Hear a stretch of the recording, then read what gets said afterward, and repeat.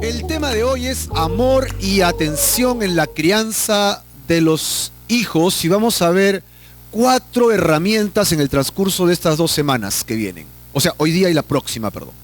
¿Ok? Herramientas claves para la crianza de los niños, ¿de acuerdo?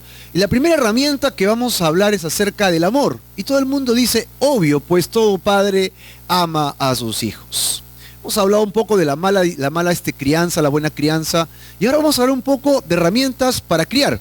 Y este tema es muy importante. La próxima semana hablaremos de disciplina, pero hoy día vamos a hablar de amor, ¿ok? Y el cuidado, el amor que le debemos tener a nuestros hijos. A veces nuestro amor es tan inmenso, tan desmedido, tan desbordado por nuestros hijos, que sin darnos cuenta les estamos haciendo daño y no ningún bien. Y no le estamos haciendo ningún bien, para nada. Por lo tanto, ¿cuál es el equilibrio del amor para con nuestros hijos? ¿Tiene que ser un amor sin límites o es un amor abundante, sobreabundante, pero restringido, moderado, regulado? ¿En qué términos un padre muestra amor por su hijo? ¿Cómo te amaron cuando eras niño? ¿Te amaron poco? ¿Te amaron mucho? ¿Sentiste que te amaron abundantemente o de repente sentiste que no te amaron?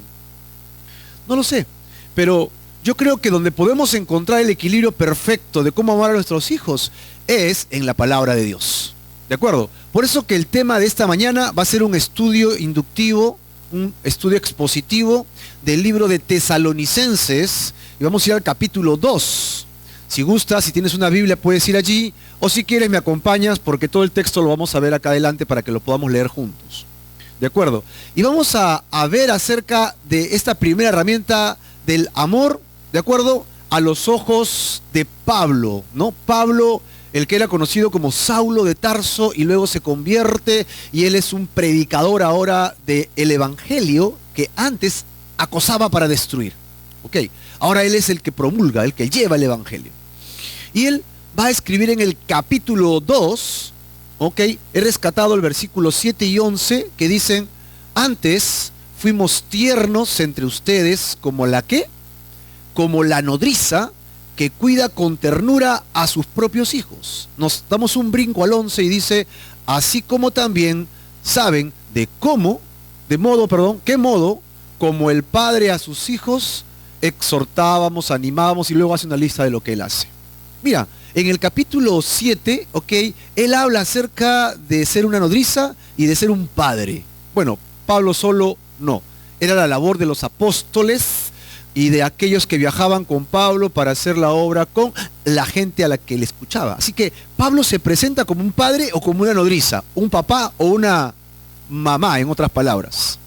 Qué curioso, ¿no? Que Pablo vea así a la gente. Pero evidentemente, Pablo, dice en otras cartas, en Gálatas creo que es, que él había llevado el evangelio a Galacia, ellos se habían convertido y ellos ahora como que ya no prestaban atención al evangelio. Y le dice, yo con ustedes he tenido como dolores de parto para que ustedes vengan a la salvación, ¿no? Y ahora, ustedes ya debiendo ser maduros y comiendo papa más sólida, un niño más grande ya no come papilla, ¿verdad? Tengo que volverles a dar papilla, dice Pablo, ¿no? Lo que quiero rescatar es el hecho de que Pablo se encontraba en una condición como yo soy su padre espiritual, pero padre al fin. Y él dice, yo tengo que criarlos a ustedes. Aquí, entonces, en este capítulo vamos a encontrar esta función paternal que Pablo tiene con la iglesia de Tesalónica. Y es un ejemplo maravilloso de cómo Dios nos ama como padres, cómo un padre espiritual ama a sus hijos espirituales y cómo un padre natural debería amar a sus hijos. Acá está el equilibrio. Acá está la moderación en la que debemos actuar nosotros. ¿Ok? Cómo trabajar el amor para con nuestros hijos. Bueno, como vamos a empezar del versículo 1, tengo que darte un poco de contexto en la historia de lo que está sucediendo acá. Pablo había empezado su segundo viaje misionero y él se encontraba con Silas en este caso, ¿ok? Yendo a lo que sería a Filipos, ¿no? Ya a la mitad de su viaje y en Filipos tiene un problema, lo apresan a Pablo. Lo latigan los romanos injustamente por causa del evangelio. ¿Ok? Él sufre por causa de la predicación y en esa situación él apela a que él también es romano, que no solo era judío. Y entonces se alertan y sueltan a Pablo con Silas, pues ahí sucedió un milagro, ¿no? En lo que pasó allí en Filipos. Y después de ese maltrato que había recibido, él, en lugar de decir, estoy cansado, estoy harto de este tema de trabajar para Dios, porque encima que trabajo para Dios recibo palo, maltrato, humillación, vejación. Creo que cualquier persona natural se cansaría de recibir tanto maltrato por causa de trabajo, ¿no? Hay trabajos que son dignos y hay trabajos que no son dignos. Y hay trabajos que los padres hacemos, que soportamos porque simplemente amamos a nuestros hijos y sabemos que si decimos algo, mi hijo no come mañana. ¿Sí o no? Pero en el caso de Pablo, su trabajo justamente era llevar el evangelio para que la gente nazca de nuevo y sean salvos. Y eso significaba a veces padecer por causa de Cristo. Y él no bajó la guardia, por el contrario, al sufrir esto, él se gloriaba en el Señor. Esto lo hago para ti, Señor. Esto lo entrego a ti. Así que a pesar de su sufrimiento vergonzosos, sus tratos que él tenía contra él, en virtud de la relación que él tenía con Dios, decide seguir su camino. Y él anda desde lo que sería conocido ahora como la zona que tenemos acá, un mapa general. Pablo sale de Filipos, los que se ubican más o menos por esta zona, ¿no? Acá está el mar Mediterráneo, ¿verdad? Acá tenemos Jerusalén, en esta altura. Esto es ahora Turquía, ¿se ubican? ¿No? Atenas. Y en la parte norte, aquí en esta parte que parece un arco, está Filipos.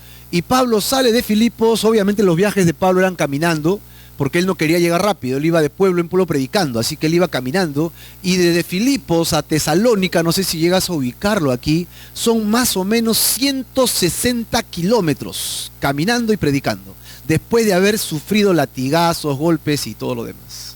Mira este padre espiritual, ese corazón que tenía para seguir con ese trabajo, ¿no? Otro agarra y dice, no, mejor tomo un avión y le predico a 2, 3 y me voy a mi casa. No, él seguía con el llamado que tenía. 160 kilómetros. ¿Alguien tiene una idea de aquí a dónde sería como para el sur? Creo que Asia es kilómetro 100, ¿no? Y Cañete sería más o menos por ahí, 150, 160 kilómetros los que viajan hacia el sur. Tienen una idea que de aquí a Cañete más o menos caminando. Él había salido todo golpeado, todo frustrado, pero llega luego a Tesalónica y empieza a predicar allí en Tesalónica. ¿Ok? Y lo que recibe en Tesalónica es que la gente recibe el evangelio y crece en temas del evangelio. Ellos abrazan la fe, creen a Jesucristo. Después que Pablo sale, estamos resumiendo solamente para contexto, ¿ok? Sale, vienen los enemigos del evangelio. Los enemigos del evangelio decían, Pablo predica que Jesucristo es suficiente para la vida eterna. ¿Quién cree esto? ¿Sí o no? La Biblia dice que tú y yo estamos condenados por nuestros propios pecados. Y que Dios no nos condena, pero ya somos condenados porque no hemos creído en Jesucristo, el cual ocupa mi lugar de castigo para que yo no sea castigado. O sea, eso es lo que hizo Dios. Envió a su Hijo en mi lugar. Si yo creo en eso, entonces ya el castigo no viene sobre mí, vino sobre Jesús y tengo perdón de pecados. ¡Wow! Gloria a Dios. En esa condición, Pablo predicaba esto, pero venían otros que decían, no, un momentito. Pero aparte de creer en Jesús para ser salvo, tienes que hacer cierto tipo de obras. Como por ejemplo, circuncidarte para convertirte en judío. Y Pablo dijo, no, de ninguna manera. Y es un pleito, una discusión con esta primera forma de desvirtuar el evangelio. Ok, eran conocidos como los judaizantes. Entonces se convierten en enemigos de Pablo. Y la gente decía, estos decían, si yo voy contra el evangelio es un problema, pero si voy contra Pablo, se cae el testimonio de Pablo, y como se cae el testimonio de Pablo, también se cae su predicación. Así que vas a encontrar que comienzan a difamar a Pablo, comienzan a hablar mal de Pablo, de todas formas, y Pablo envía esta carta a Tesalónica para decirles a ellos que para defender su apostolado. ¿Por qué tiene que defender su apostolado? Porque si se cae su apostolado, se cae el evangelio. Para que no caiga el evangelio, él tiene que defender su apostolado. Estaba ligado. Él decía ya, mi evangelio, él ya vivía por el evangelio, predicando la palabra de Dios. ¿Qué tal corazón de Pablo, no? Así que como él vivía solo para esto, esta carta tiene esta finalidad. Ahora ya está con Timoteo, escribiendo esta carta, animando a la iglesia, diciéndoles, no, Cristo es suficiente para ser salvos y tener vida eterna. En otra carta dice, esto es locura para el mundo, para el sabio, para el inteligente, pero para el que cree es poder de Dios. Romanos capítulo 1, ¿no? Poder de Dios para aquel que cree. Así que más o menos este es un poco el contexto en el que nos encontramos, ¿no? Con Pablo. Pablo envía esta carta a esta iglesia. En el capítulo 2 vamos a encontrar, pues, lo primero que encontramos es un testimonio, ¿no? Un testimonio de lo que Pablo quiere darles a ellos. Versículo 1 dice, porque ustedes mismos saben, hermanos, que nuestra visita a ustedes no resultó en vana, no fue por gusto, ¿verdad? Fuimos y dimos resultado. Pues, habiendo antes padecido y sido ultrajados, ¿en dónde? Ahí tiene bastante claro, ¿no? En Filipos, él había sido ultrajado, mira la palabra que utiliza, ¿no? Como sabéis, tuvimos denuedo, tuvimos valor, tuvimos decisión de hacer lo que Dios nos dijo en nuestro Dios para anunciarles a ustedes, ¿qué cosa? Para anunciarles el evangelio de Dios en medio de gente que no quería que le hablasen la palabra de Dios. ¿Cómo se parece a nuestra época ahora, no? Ahora hay gran oposición al evangelio, la gente no quiere escuchar el evangelio. Le parece absurdo escuchar la palabra de Dios, le parece absurdo escuchar cosas de Dios. ¿Ok? Así encontramos un poco la introducción a su testimonio. Luego él dice en el verso 3, porque nuestra exhortación, lo curioso que esta palabra exhortación que utiliza Pablo, también se puede traducir como ruego. En este contexto, Pablo está hablando con ternura, así que la palabra exhortación suena un poquito a golpe, ¿no? Pero no es golpe, acá es ruego. Yo te suplico, amado hermano, que dejes de pecar. Yo te suplico, querido amigo, que dejes de sacarle la vuelta a tu mujer y regresa a tu casa. Yo te suplico, amado hermano, que dejes esa botella, no te lleva a ningún lado, solamente a tu propia destrucción. Él estaba en una posición de ruego con los de Tesalónica. Y él dice 3 cosas. Les ruego, porque nuestra exhortación o nuestro ruego no procedió de 3 cosas. Ni de error, ni de impureza, ni de engaño. 3 cosas que dice él, Y cuando habló de error, ¿por qué? Porque en la época de Pablo habían predicadores itinerantes. Así como Pablo iba predicando, otros veían que él iba predicando, entonces la gente decía, hermano, quédate en mi casa y no te preocupes, yo te cubro el almuerzo y el desayuno. Gracias, hermano. 2 días predicando y luego se iba a otro lugar, Pablo seguía predicando y entonces a la otra persona le decía lo mismo, hermano, quédate en mi casa, no te preocupes. Mira, se me adoraron tus zapatos, yo te doy un par de zapatos que tengo guardados ahí, ¿no? ¿Y qué cosa decía Pablo? Pablo iba y no iba por el dinero, él iba predicando, pero por causa de la predicación, ¿qué pasaba? Había sustento, ¿amén o no? Pero muchos tomaron esto al revés y dijeron, ya sé cómo vivir gratis.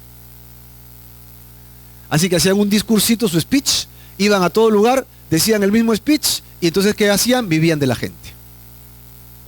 Eso Dios va a castigar tremendamente, porque están usando su palabra y su nombre, ¿sí o no? Hay que tener cuidado con esas cosas, no lo estamos promoviendo, decimos que eso hacían. Y obviamente en esta época también hay gente que se aprovecha con el evangelio de la gente. Qué peligroso es eso. Estamos en un tiempo muy difícil.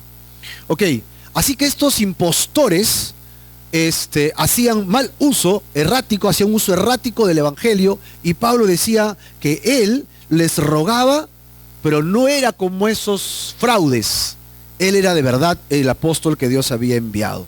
Otra cosa, dice que él no tenía impureza, e impureza se puede hablar en varios términos, ¿de acuerdo? Pero en el contexto vamos a notar que la impureza de lo que habla aquí es de ansia, de honor, de poder o tal vez monetario. Él dice, yo no tengo una impureza en mi corazón para sacarle provecho a ustedes. Y tercero, dice, yo no he venido con engaños con ustedes. No he venido con trucos como esos que pasan por acá como hechiceros o charlatanes para sacar provecho de ustedes. Yo no he venido con engaño. Verso 4. Seguimos en el contexto, verso 4. Pablo dice ahora, sino que según fuimos aprobados. Wow, me daría ganas solo de quedarme acá, porque ¿cómo es que Pablo fue aprobado? ¿Sabes cuándo fue aprobado Pablo? Cuando no estaba aprobado. Así fue aprobado Pablo. Cuando Pablo menos pensaba que el verdadero camino era ir a Dios, a Jesucristo, perdón, porque él sí creía en el Señor, entonces es cuando Dios lo llama. Y cuando lo llama, él se encuentra cara a cara con Jesús resucitado. Le dice, ¿a quién sigues? ¿A quién persigues? Me estás persiguiendo a mí, Pablo. Entonces Pablo se convierte al Señor en ese instante. Él deja todo su currículum, su profesión, deja todo solo para seguir ahora a Jesucristo. Eso, así lo encontramos. Y él estaba descalificado porque era un perseguidor, era alguien que acechaba a la iglesia, que destruía la iglesia, que pisaba los talones a los cristianos, que no lo dejaba en paz. La gente cristiana tenía pavor solo de escuchar el nombre de Pablo. Escuchaban que Pablo llegaba a la ciudad y se le erizaba el cuerpo y decía, ¿y ahora qué hacemos? Llegó Pablo, ¿no? El infame. Ese era el currículum de Pablo. Pablo no calificaba. Y muchos de nosotros de repente podríamos decir, yo no califico para ser cristiano, ni mucho menos para predicar el evangelio. Déjame decirte, de repente estás más cerca de lo que piensas. Él fue aprobado, pero no por hombres, sino por Dios. ¿Para qué fue aprobado Pablo? Para que se nos confiase el evangelio, dice él. O sea, le fue otorgado para predicar el evangelio de parte del Señor. ¿Qué cosa es el evangelio? El evangelio es muy simple. Tú mira tu vida en un espejo cuando te levantas tempranito. ¿Qué cosa ves? A un tipo que no quieres que nadie vea temprano. Todo ojeroso, todo legañudo. Pero ese es quien eres, pues, cuando recién te levantas. Después ya te maquillas, te arreglas, ¿no? Te cuadras, te haces tu decoración. Pero la verdad es que quienes somos cuando nos levantamos en un espejo nos revela la verdad. Y la Biblia nos habla de quiénes somos de verdad.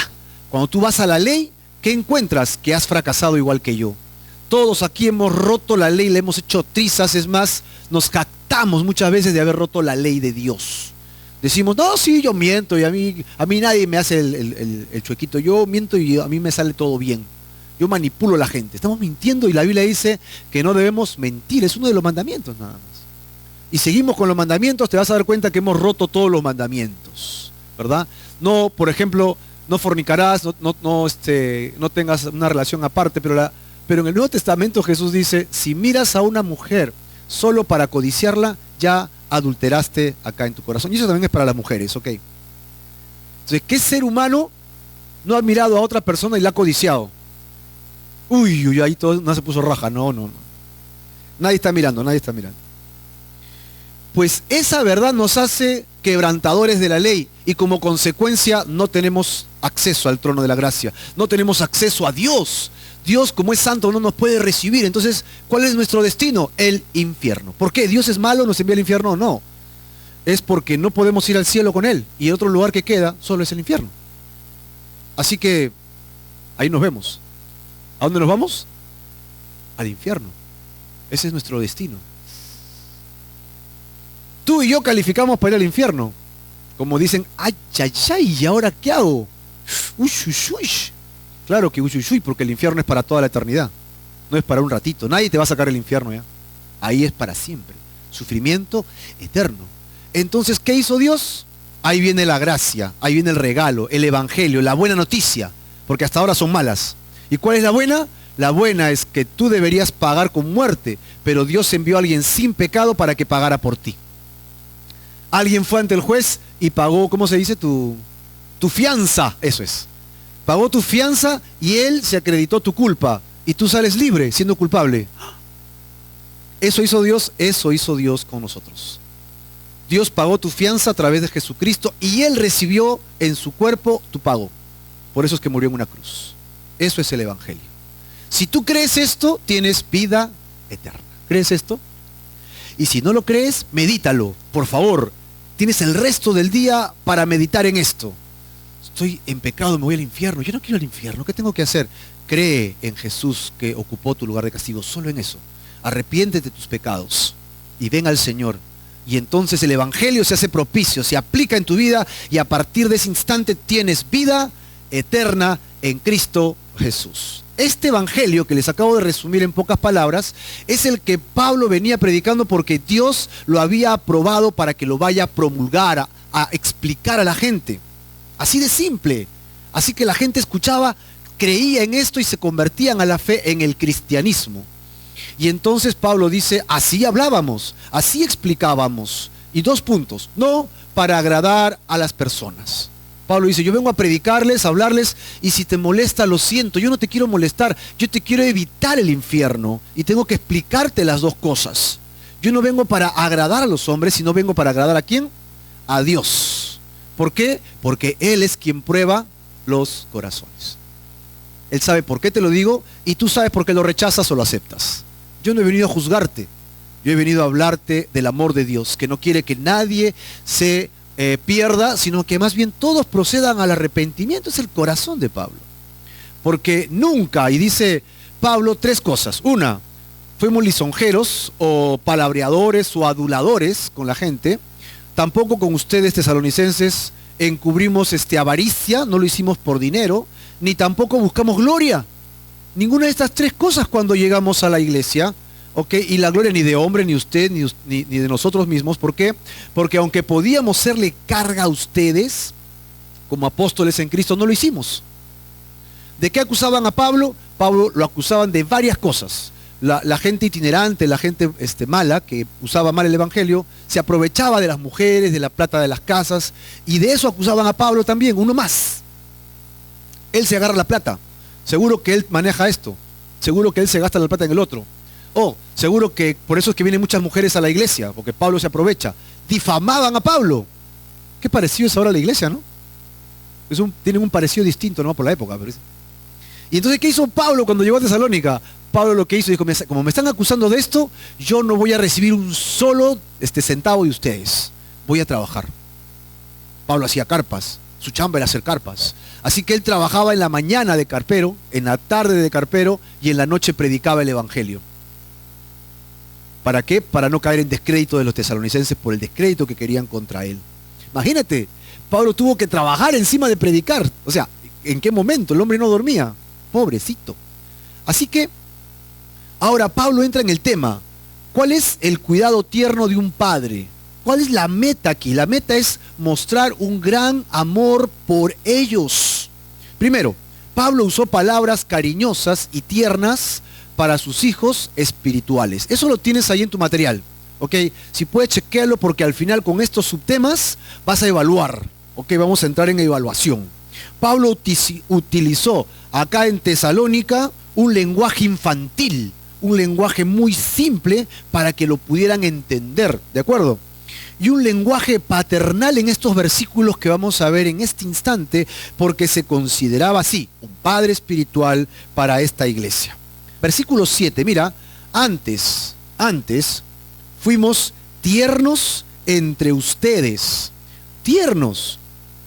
Los tesalonicenses habían llegado a descubrir que los misioneros eran apacibles, afectuosos de corazón para con ellos. Los verdaderos siervos y apóstoles de Dios tienen una actitud de servicio y no de aprovecharse. Tienen una actitud de dar, de compartir, de motivar a ayudar a otros, que las cosas de Dios crezcan, que las personas sean suplidas sus necesidades. El corazón de Pablo era esto. Y ellos son testigos. Antes nosotros que fuimos tiernos con ustedes. Y ahora mira la palabra que utiliza, que vimos en la introducción. Dice, ¿como quién? Como una nodriza. ¿Qué es una nodriza? Es una madre, como una madre, ¿ok? Que abriga, que mima, que acaricia, ¿ok? A sus hijos. La palabra que utiliza para cuida, acá a continuación, como la nodriza que cuida con ¿qué? Con ternura. Es interesante que las dos palabras vienen de la misma raíz. ¿Cuál es? Criar con calidez. No solo criar con calidez. Cuidar, criar. O sea, comúnmente se usaba esta palabra para describir cómo la madre de los pájaros hace entrar en calor a sus crías. ¿Cómo hace una madre de un ave? No los agarra del ojo, no con el pico, entra y ya los agarra así, ¿verdad? Pía, los llama, abre sus alas y los pollitos corren, se meten abajo y la gallina hace su hueco. ¿Han visto una gallina hacer hueco?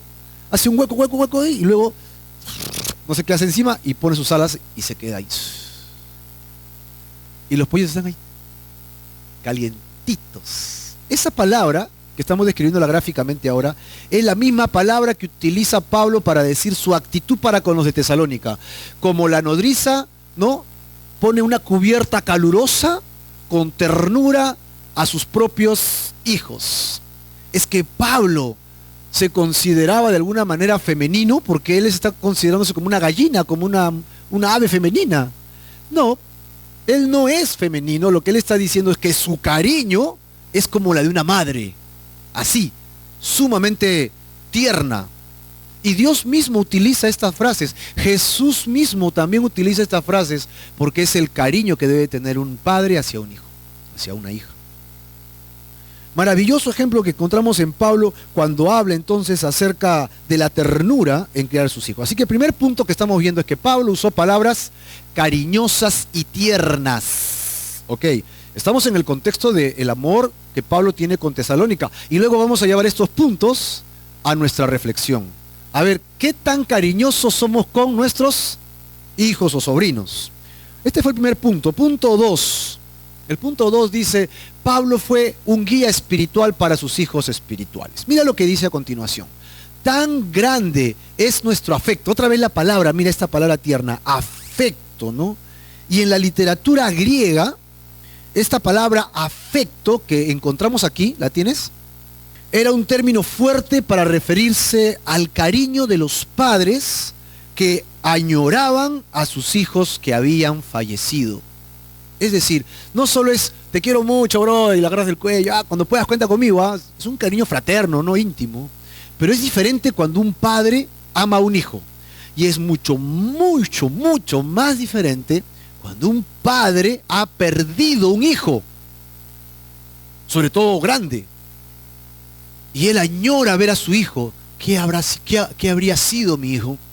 Ya estaba tomando este camino, era un buen hombre o una buena mujer, con quien se hubiera casado. Yo lo veía que coqueteaba por allí. Y entonces él añora, él tiene este sentimiento de añoranza profundo por su hijo. Y esta es la palabra que está utilizando Pablo. Tan grande es mi afecto entrañable, añorable por ustedes, que hubiera querido entregarles. Y acá mira lo que dice Pablo, mira lo que dice. No solamente, ¿qué cosa? El evangelio, que era para lo que él fue, sino que hubo tal conexión con los de Tesalónica de repente, porque él venía sensible por todos los golpes que él había recibido, ¿no? Él venía tan sensible por la vida que había llevado ya, y se encuentra con los tesalónicos tan amorosos que parecemos limeños, ¿no? Los limeños somos así bien cariñosos, bien hospedadores, ¿no? Y Pablo se siente identificado y hace un nexo con ellos, así que dice que si les entregó el evangelio, no hubiera sido suficiente. Si le hubieran pedido su vida, también se los hubiera entregado. Mira el corazón que él tenía. Sino también nuestras propias vidas éramos capaces de hacerlo. Yo creo que esto es algo que los padres haríamos sin pensarlo dos veces. Tu hijo está en riesgo de muerte, tú eres capaz de dar tu vida. ¿Amén o no? Claro que sí. Tu hijo necesita un riñón y tú tienes uno, te sacas el único riñón que tienes. ¿Sí o no, Fernando? Tienes dos huequitos ya. Indudablemente, yo creo que cualquier padre abnegado no tendría el menor reparo en pensar en algo así. Y Pablo tenía ese sentimiento por los de Tesalónica. Este es el corazón de un hombre que había tenido hijos espirituales, nada más. Hasta donde se sabe, Pablo no tenía hijos.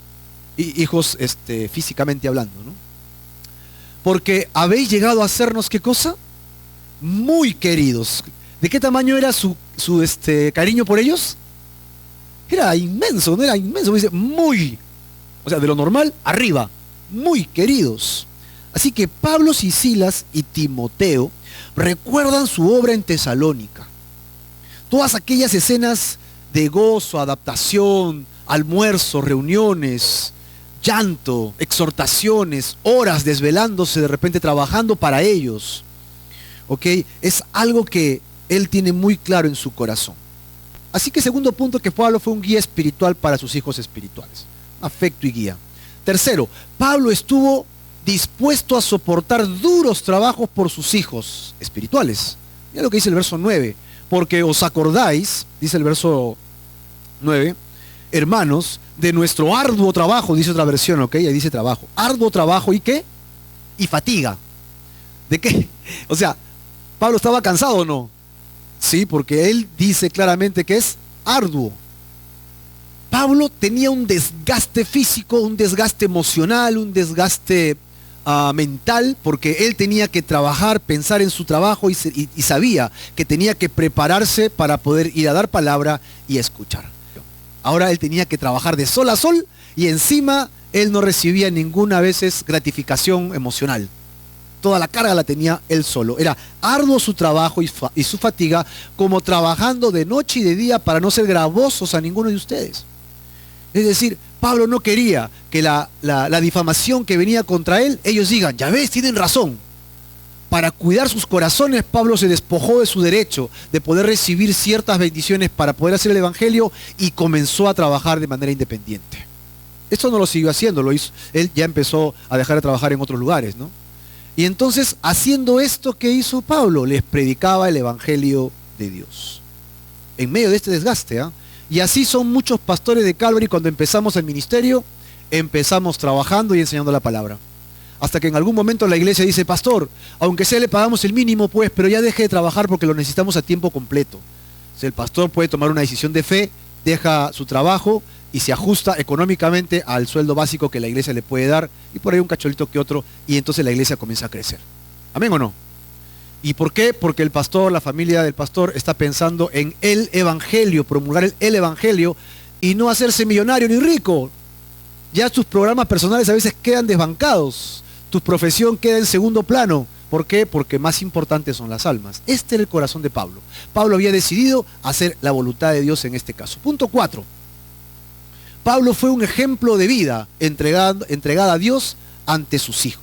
Vemos el tema de su ejemplo de vida en 3 puntos muy claros en este versículo 10. Ustedes son testigos. ¿Quiénes son testigos? Los de Tesalónica. ¿Quién más es testigo?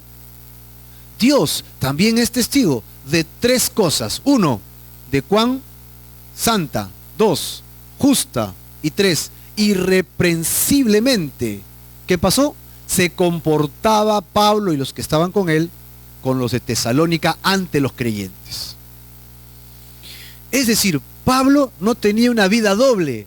Pablo no tenía una vida en la que sacaba provecho de su trabajo para robar dinero porque necesitaba un poquito más. Pablo no era alguien que podría ser acusado abiertamente y libremente por cualquiera. No había nada de qué acusarlo. Él había decidido vivir rectamente. ¿Eso habla de qué? Del testimonio de Pablo. Habla de la forma de vivir de Pablo. Mira, toma nota, porque esto lo vamos a llevar a nuestra vida, a ver qué tal estamos. Así que aquí encontramos cómo Pablo fue un ejemplo de vida para sus hijos espirituales. Esto en un esquema se vería de la siguiente manera. ¿De qué eran testigos los hijos espirituales? 1, de la vida santa. 2, ¿tomaste apunte? De la vida justa. Y 3, ¿de qué? De la vida irreprensible de Pablo. Obviamente lo tienes también en tu material. Ahí le puedes poner check para que lo tengas claro. ¿Ok? Y así es como llegamos al 5.º punto del testimonio de Pablo. Pablo estuvo dispuesto, en este punto 5, a criar a sus hijos espirituales. Y mira, todo esto son manifestaciones de amor, ¿eh?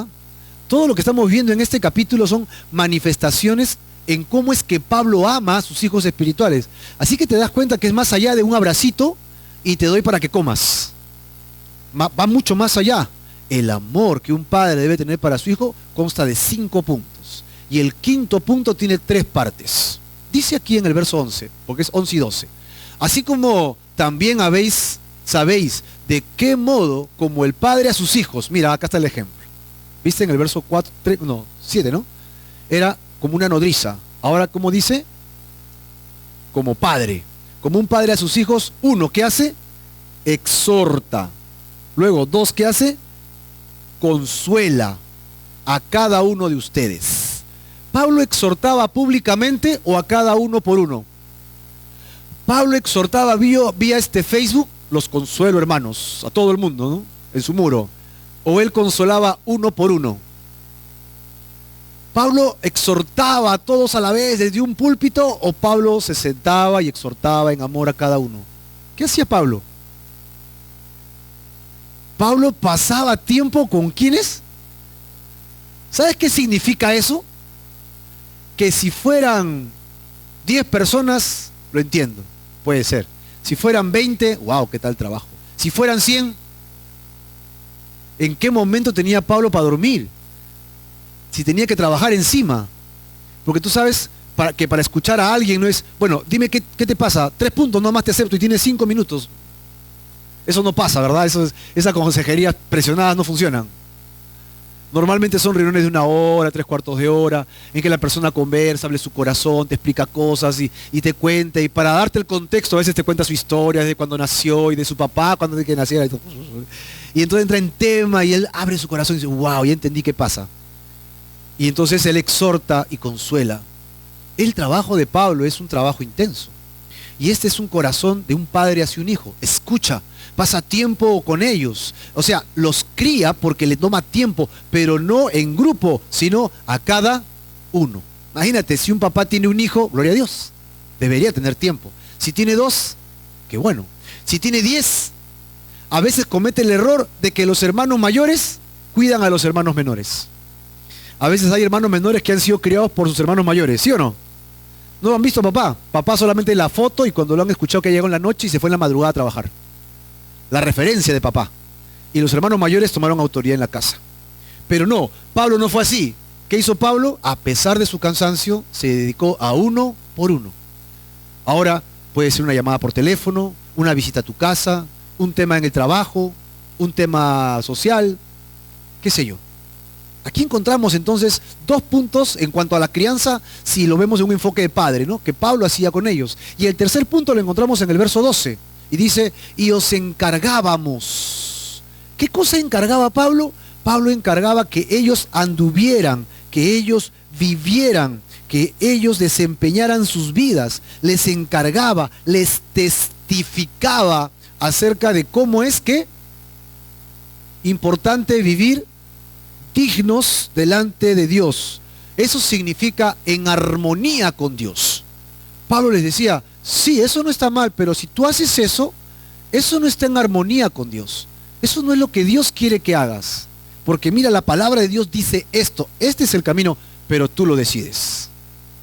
Le encargaba, no los obligaba, les exponía la verdad, los animaba a la verdad, como era digno en cosas del reino de Dios. Ahora, ¿a qué apelaba Pablo cuando hacía esto? Pablo apelaba que ellos habían creído el evangelio. Ojo, si el evangelio no era claro en sus corazones, todo este trabajo de Pablo estaba de más. Porque ellos no se interesaban en esto. Si tú quieres ser un buen padre, deberías empezar por entender bien el evangelio, para que tu conducta sea acorde a la voluntad de Dios y estés en armonía o estés viviendo digno de Dios, que te llamó, dice Pedro, de las tinieblas a su luz que es admirable, para que anuncies. Antes anunciabas la fiesta, la parrillada, la pollada, ¿no? Ahora que vas a anunciar las virtudes de Dios, la grandeza, la maravillosa majestuosidad, la hermosura, ¿verdad? La sabiduría de Dios al mundo. Te llamó, ¿a dónde dice acá termina Pablo? A su reino y te llamó a su gloria. Amado hermano, querido amigo, Dios está haciendo un llamado a la humanidad para que ellos vengan a Cristo Jesús arrepentidos y tengan vida eterna y entren a su reino, al reino eterno con Dios, ya no al reino de las tinieblas y finalmente en el infierno. Dios te saca de esa vida y te da una vida eterna con Él para vivir y reinar con Él, porque así termina el versículo, ¿no? Reino y gloria.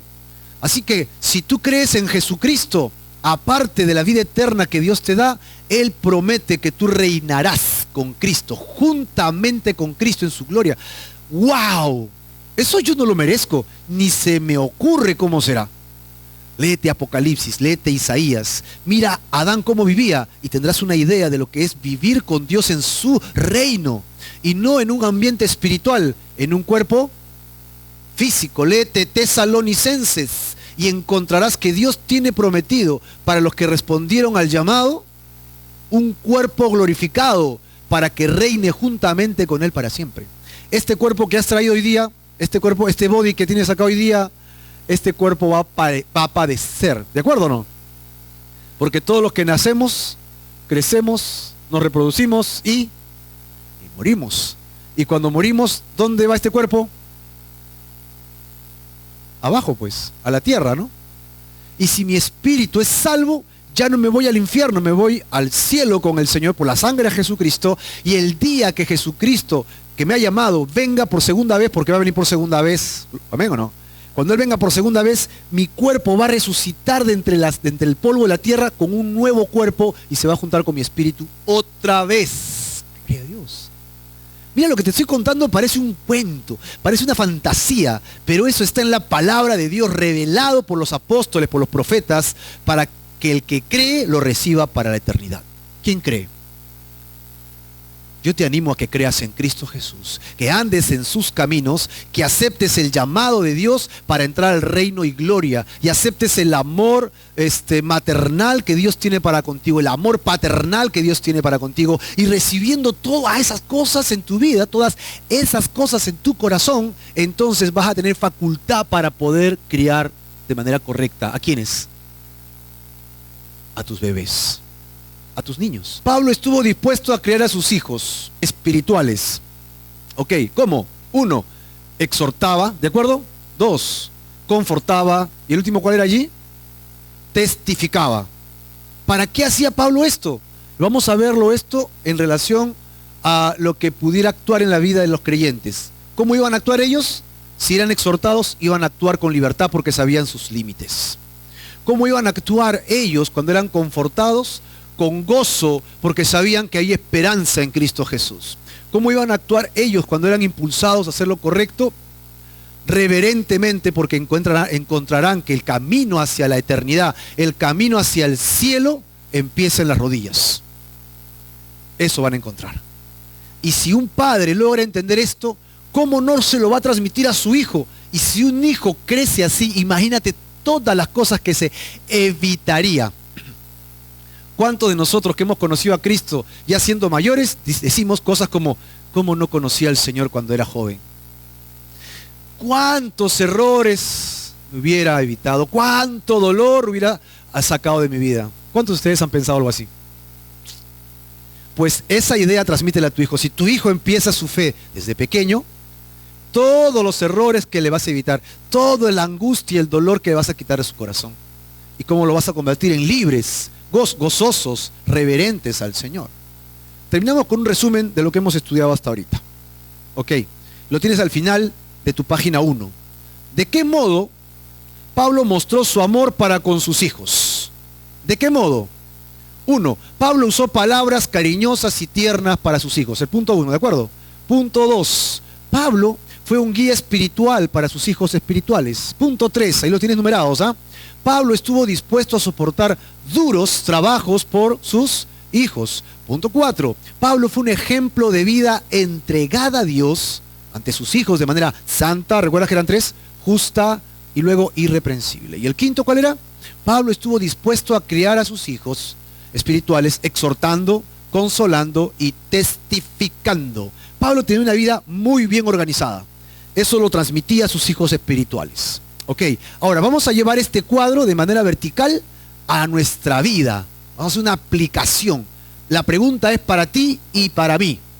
¿De qué modo puedes amar a tus hijos siguiendo el ejemplo de Pablo? Ahí está. Ahora sí, comenzaron a temblar las rodillas. ¿No? Ahora sí la quijada. Vamos a ver. ¿De qué modo? Pablo hizo las 5 cosas que acabamos de decir. Las hemos nombrado y ahora lo ponemos en columna de arriba hacia abajo. Ahora lo vamos a llevar hacia la derecha y vamos a ver si nosotros cumplimos también con lo mismo. Nosotros, ¿usas palabras cariñosas y tiernas para tu hijo? Si no lo usas, pon una X. Y si sí utilizas, pon un check. ¿De acuerdo? Esta calificación es personal, intransferible. No marques por tu cónyuge, marca por ti mismo. ¿Usas palabras cariñosas y tiernas para tus hijos? ¿O siempre son palabras ásperas, duras, cruentas, porque tu hijo tiene que crecer bien, tiene que aprender qué es disciplina, ¿no? Te he dicho, anda, corre, levántate, sigue tu cama, apúrate, ¿qué estás esperando? ¡Vamos! ¿Sí? Todo el tiempo así, con orden de mando. ¿Cómo son tus voces? ¿Cómo es tu palabra? ¿Qué tan intensa, dura, suave es tu palabra con tus hijos? Por favor, esta calificación es personal. Tú mídete. Nadie va a calificarte aquí, nadie te va a evaluar. Tú mismo califícate y podrás decir, ok, me falta mejorar esto, porque Pablo era alguien intempestuoso, era un volcánico, pero él había aprendido a ser tierno. Es decir, se puede aprender a ser tino. Segundo, ¿eres guía espiritual de tus hijos? ¿O se lo dejas a la iglesia para que la iglesia se encargue del tema espiritual de tus hijos? ¿O estás esperando que tu cónyuge empiece? No, es personal. ¿Qué tanta influencia eres tú con tus hijos? Tercero, ¿estás dispuesto a soportar duros trabajos por tus hijos? Yo creo que la mayoría pone acá un check, ¿verdad? Claro que sí, no importa si me desvelo, con tal que mis hijos tengan para comer, para vestir, para estudiar. Cuarto, ¿eres un ejemplo de vida entregada a Dios? ¿Vives una vida santa, justa e irreprensible? Sin comentarios. Último punto, es personal, hemos dicho, esto es personal, ¿no? Danilo, no sigas, ahí nomás, sí, no sigas. ¿Estás dispuesto a criar, mira, tomando tiempo, porque da tiempo a uno por uno, exhortando, consolando y testificando a los hijos? Yo creo que las madres sí pueden poner un check y los padres ponen medio check. Porque los padres sí queremos, pero nos gana el tiempo, estamos cansados y casi siempre se lo delegamos al tema maternal, ¿no? Que tu mamá te consuele, oye, no me fastidies, llora y llora, me tienes acá con el llanto. Cuando estés bien, ven a jugar, ¿no? Pero cuando estás con llanto, va con su mamá. Ok, por eso es que los padres tenemos que entender que como Pablo, como Jesús, como Dios, deberíamos tener tiempo para cada uno de nuestros hijos y dedicarle tiempo a exhortar, a amar. No delegues funciones. Hay funciones que son solamente tuyas.